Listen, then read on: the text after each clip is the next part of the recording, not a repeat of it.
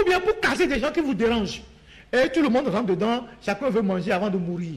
Voilà comment ils ont casé les gens dans les mairies. Des mairies en réalité qu'ils ont sous leur contrôle, et ils ont affaibli les partis politiques de l'opposition, parce qu'à partir du moment où vous êtes dans une mairie, vous gérez le pays avec eux, vous êtes co-gestionnaire du pays avec eux.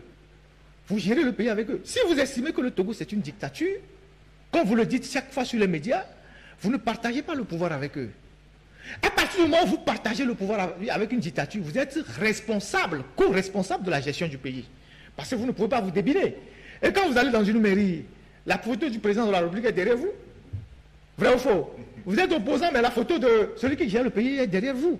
Donc, il y a fondamentalement aujourd'hui, même au Togo, une question même de positionnement des partis politiques.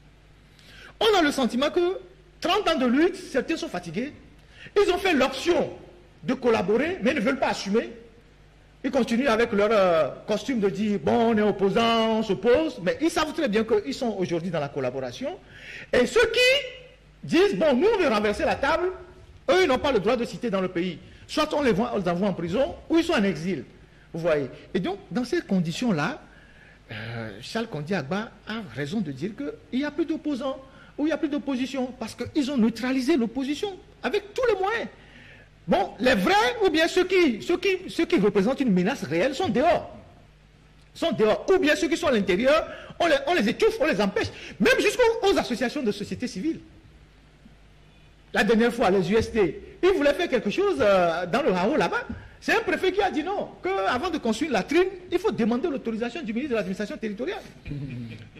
Je ne sais pas si vous voyez, avant de construire une latrine dans un village qui en a besoin, il faut aller demander l'autorisation du ministre de l'administration territoriale. Il a dit oui, s'ils n'ont pas l'autorisation, ils ne viennent pas mener l'activité chez lui.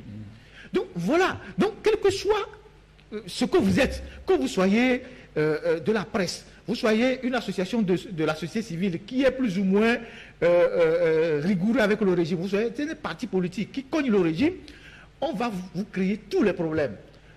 Maintenant, ceux à qui on ne crée pas de problèmes, c'est parce qu'ils ne sont pas une menace. Ça, c'est aussi simple que ça, c'est un constat. Et donc, Charles Kondi Agba a raison, il n'y a plus d'opposition, et tout le monde veut aller dans le Sénat, et puis bon, voilà. Et personne ne se préoccupe des Togolais, des jeunes, des gens qui sont là à souffrir. Tout ce que les gens veulent, c'est de trouver, qu'est-ce qu'on leur distribue souvent là? Une voiture Desta, c'est ça? Oui. Voilà, c'est Desta, on met RTG, on met un chauffeur, et puis bon, vous avez... j'ai appris qu'il y a des gens qui se sont bagarrés dans un parti politique pour aller à la CENI. Voilà, c'est-à-dire que c'est des choses comme ça que vous rencontrez, quoi. Et ce pays, un pays comme ça, ne peut plus vraiment avancer. Et c'est vraiment dommage. Oui, au fait,